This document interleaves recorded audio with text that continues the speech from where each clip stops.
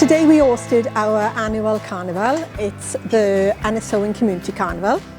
For many, many years, back as far as I was a child, we always had carnival in Aberfan, which we stopped for a while, but we reignited it 4 years ago, and ever since we've never had a dry day.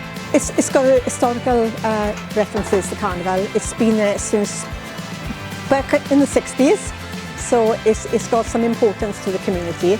It's bringing people together, you know, meeting people, which is fabulous, getting out, doing stuff, seeing what's going on. It's just bringing people together.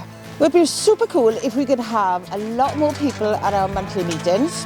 That would be brilliant. They can find any volunteering opportunities, getting involved in other organisations, supporting them, and just volunteering and mucking in.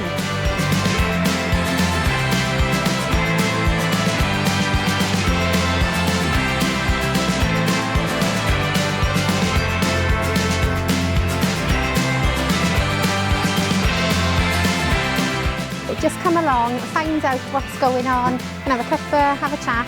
There's lots that we want to do for the community, but getting together, we can only do it with the community's help. And how would you sum up today with just 3 words? Amazing, wet, and relieved.